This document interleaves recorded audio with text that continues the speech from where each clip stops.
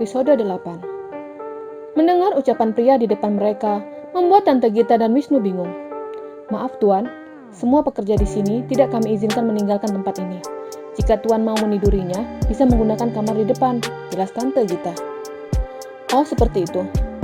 Baiklah, tidak jadi, sahut Andre dan berlalu. Hal itu membuat Tante Gita bingung.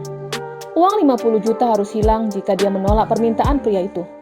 Tante Gita berlari mengejar Andre. Tuan, teriaknya. Andre menoleh dan langsung berhenti. Ya, ada apa? Tanya Andre. Baiklah, saya mengizinkan Tuan membawanya, tapi kembalikan lagi dia ke sini, ujarnya. Andre tersenyum. Aku tidak akan menyimpan lama barang seperti itu, sahutnya. Oh baiklah, saya senang mendengarnya. Wisnu, teriaknya. Wisnu datang bersama dengan Tari. Serahkan Dewi ke Tuan ini, titahnya. Wisnu masih memegang lengan Tari. Wisnu cepat, Tante Gita merapatkan giginya. Wisnu menyerahkan gigi ke tangan pria di depannya. Masukkan dia ke mobil, titah Andre. Wisnu mendengus kesal, tapi tatapan Tante Gita membuatnya harus melakukan itu. Andre mengeluarkan sesuatu dari saku jas yang dikenakannya. Ini uang tunai, jumlahnya 50 juta. Ujar Andre, sembari menyerahkan amplop coklat ke hadapan Tante Gita. Wanita itu langsung membuka isinya. Matanya terbelalak ketika melihat uang yang didapatnya.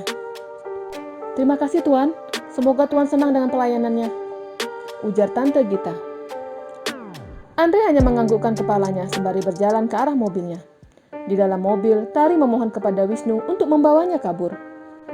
Aku mohon, aku tidak mau melayani pria itu, ujar Tari menangis.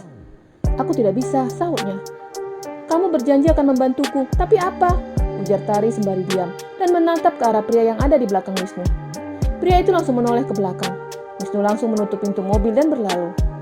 Andre masuk ke dalam mobil dan sekilas dia melihat wanita itu menangis sesegukan. Dia langsung melajukan mobilnya menuju kota. Tari memperhatikan jalanan itu. Dia harus mengingat jalan yang mereka lewati. Menurutnya dengan mengingat jalan itu akan membuatnya bisa kabur nanti. Sepertinya kamu punya hubungan dengan pria itu, tebak Andre. Tari tidak menghiraukan ucapan pria di depannya. Dia fokus menatap ke samping dan ke belakang, mengingat berapa kali tikungan yang mereka lewati. Aduh, kenapa aku tidak ingat? Gerutunya sembari memukul kepalanya. Andre memperhatikan wanita itu dari kaca. Setelah melewati jalan panjang, Andre memberhentikan mobil. Dia keluar dari mobil dan berjalan ke sebuah minimarket. Tari mengambil kesempatan untuk kabur. Dia mencoba membuka pintu mobil. Ah, sialan. Kenapa tidak bisa terbuka? Gerutunya sembari memukul kaca mobil dengan kepalan tangannya. Dia mengingat sepatu hak tinggi yang dikenakannya. Tari membuka sepatunya dan memukul kaca mobil dengan tumit sepatu yang lebar. Ayo pecah, gumamnya sembari terus memukul kaca mobil. Tapi tiba-tiba dia diam, karena ada Andre di depannya. Tari menjatuhkan sepatunya, sedangkan Andre masuk ke dalam mobil itu dan melemparkan bungkusan ke arah belakang. Mau kabur? Tanya Andre sembari menatap ke arah depan. Iya, aku mau kabur. Aku tidak sudi melayani pria seperti kalian, teriaknya. Aku jelaskan. Mobil ini mempunyai ketebalan kaca 36 mm. Tidak ada peluru yang bisa menembus ke dalam. Apalagi sepatu jelek itu, jelas Andre. Mendengar itu membuat Tari semakin takut. Bersihkan wajahmu, titah Andre. Apa maksudmu? Apa wajahku sangat jelek sampai harus dibersihkan? Tanya Tari ketus. Cepat bersihkan, titah Andre lagi. Aku tidak mau, Tari menolak. Wajahmu semakin jelek dengan makeup menor itu. Dan makeup itu dapat menunjukkan jati dirimu yang sebenarnya, ujar Andre. Tari mendengus kesal. Dia membuka bungkus plastik yang dilemparkan Andre kepadanya. Dia menemukan tisu basah dan mulai membersihkan wajahnya. Kamu sudah melihat wajahku dengan makeup, dan tanpa makeup juga syarat untuk meniduriku. Andre tidak menjawab, dia hanya fokus dengan ponselnya. Sebentar lagi kami sampai. Andre mengirim pesan itu ke sahabat sekaligus bosnya. Dia dapat melihat jika Nathan telah membaca pesannya. Andre menyimpan ponselnya dalam saku jas dan menoleh ke belakang. Apa kamu tidak bisa membersihkan dengan benar? Tanya Andre. Bagaimana aku bisa tahu kalau masih ada makeup di wajahku? Sudah gelap, tidak ada kaca lagi, sahut Tari. Andre menyalakan lampu yang ada di dekat Tari. Dia dapat melihat wajah gadis belia itu. Wajah yang cantik alami tanpa polesan. Andre menunjuk kaca yang ada di tengah. Itu terlalu kecil, mana terlihat, gerutu Tari. Sudah cepat lakukan, bibirmu masih penuh lipstik, titah Andre. Karena tidak kelihatan, akhirnya Tari membersihkan kembali bibirnya. Dan dari kaca spion, Anda dapat melihat ada yang mengikuti mereka. Setelah wajah Tari bersih, Andre kembali melajukan mobil menuju hotel tempat Nathan menunggunya. "Tuan, aku mohon lepaskan aku," ujar Tari semakin takut. Andre tidak menghiraukan ucapan PSK itu.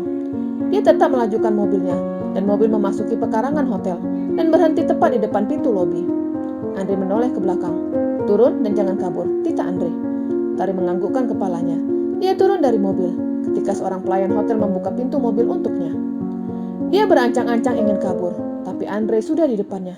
"Masuk, Tita Andre."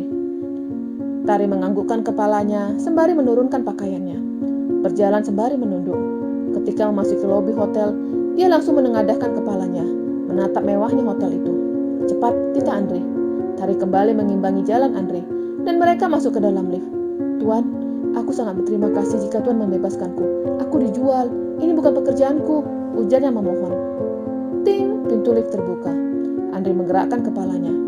Tari langsung keluar dari lift. Dia kembali mengikuti langkah pria itu, dan mereka berhenti pada satu pintu besar. Andre membuka pintu itu dan langsung menarik tangan Tari. "Tuan, aku mohon," ujarnya kembali menangis. Kamar itu dalam keadaan gelap, membuat Tari takut. "Tuan, ini wanita yang akan melayani Tuan," ujar Andre dan berlalu. Mendengar kata Tuan membuat Tari semakin takut. Dia berpikir jika akan menidurinya pria yang membelinya di tempat prostitusi, tapi ternyata salah. Tari tidak tahu di mana keberadaan pria yang dipanggil Tuan. Dia mencoba melihat dalam keadaan gelap, dan ketika berbalik dia kaget dan teriak karena ada pria di sampingnya. "Ah!" teriaknya. Tapi Nathan telah menutup mulut gadis itu dengan tangannya. Dia melemparkan Tari ke atas kasur. "Tuan, aku mohon jangan," ujar Tari ketakutan. Dia tahu jika pria yang ada di depannya sedang meminum alkohol. Dia dapat mencium bau yang sangat menyengat. Nathan naik ke atas tempat tidur dan mulai menindih tubuh Tari. "Jangan!" teriaknya sembari menangis. Tapi pria itu tidak menghiraukannya. Dia langsung melumat bibir Tari, menjelajah setiap yang ada di situ. Tangannya langsung memegang gunung kembar itu. "Jangan, Tuan!" Tari memberontak. Tapi tenaganya tidak cukup kuat. Badannya yang ditindih membuatnya tidak bisa menendang pria itu. Tanpa disadarinya, celana dalamnya telah lepas. Hal itu membuat Tari teriak. "Tidak, jangan, aku mohon jangan," ujar Tari sembari menangis. Melihat Tari menangis seperti itu, membuat Nathan semakin bergairah. Dia merobek baju itu dan mulai menciumi setiap jengkal tubuh itu.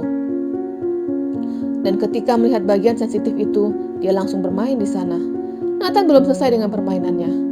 Dia mulai mengukung paha Tari. Dan ketika hendak memasukkan benda saktinya, dia langsung sigap memakai pelindung. Dia tidak ingin memiliki anak dari wanita yang tidak dicintainya. Entah berapa lama tubuh Tari diobrak-abrik Nathan. Dia hanya bisa pasrah dengan nasibnya. Menangis, hanya itu yang bisa dilakukannya. Melihat wajah pria yang menidurinya saja, dia tidak bisa. Bukan hanya tidak ada penerangan, tapi dia jijik melihat pria itu. Sama halnya dengan Nathan yang selalu melakukan hubungan badan dengan wanita lain dalam keadaan gelap. Dia melakukan itu bukan tanpa alasan. Dia melakukan itu karena tidak ingin mengingat wajah wanita yang pernah ditidurinya. Menurutnya hubungan itu hanya di atas kasur dan tidak akan berlanjut. Dan dia selalu meniduri satu wanita sekali, tidak akan berulang meniduri wanita itu. Akhirnya permainan Nathan berakhir jam 4 pagi. Tari sudah terkulai lemas. Dia sudah tidak peduli dengan tubuhnya yang polos tanpa busana. Dia tahu pria yang duduk di pojok sedang memperhatikannya. Dan dia dapat melihat kalau pria itu sedang menggunakan ponselnya. Terlihat dari cahaya yang menyinari wajah pria itu. Yang pertama dalam pikiran Tari, pria yang menidurinya bukan bapak-bapak tua. Nathan menghubungi Andre. Dalam sekejap pria itu datang dan menyerahkan satu paper bag ke bosnya. "Pagi ini kita check out," ujar Nathan. Andre menganggukkan kepalanya dan berlalu. Nathan menutup pintu kamar dan meletakkan paper bag itu di atas tempat tidur. Dia hanya melihat punggung wanita itu dan tidak melihat wajah wanita itu. Membersihkan tubuhnya, setelah selesai dia memakai setelan jasnya. "Aku tahu kamu tidak tidur," ujar Nathan sembari mengenakan pakaiannya dalam keadaan gelap. "Itu pakaian ganti untukmu," ujar Nathan. Tari tidak menjawab. Dia memilih memalingkan wajahnya dari pria itu. "Kamu bisa keluar dari sini sampai besok siang. Nikmati tidurmu di tempat mewah ini," ujar Nathan. "Cih, kamu pikir aku suka dengan ini semua? Aku jijik melihatmu," teriak Tari. "Lalu, kamu pikir aku suka denganmu?" ujar Nathan. "Iya, kamu suka dengan tubuhku," sahut Tari tanpa mau menatap pria dalam gelap itu. "Jangan pikir aku suka dengan tubuhmu. Ya memang kamu masih rapat, tapi sayang tidak perawan. Dan asal kamu tahu, wanita yang aku tiduri tidak ada seperti kamu. Mereka dapat memuaskanku, bukan kamu. Malah aku yang memuaskanmu, ejek Nathan. Aku tidak memintamu memuaskanku, sahut Tari berani. Aku tidak ingin meladeni wanita hina seperti dirimu, ujar Nathan sembari merapikan dasi yang dikenakannya. Aku memang hina, tapi kamu meniduri wanita hina, jadi kamu sama hinanya denganku, sahut Tari berani. Ucapan Tari membuat Nathan marah. Dia langsung ke atas kasur dan mencekram leher wanita itu. Tari memukul lengan pria itu dengan tangannya. Dan sekilas Nathan dapat melihat mata indah itu. Dia melepaskan cengkeraman itu dan langsung berlalu.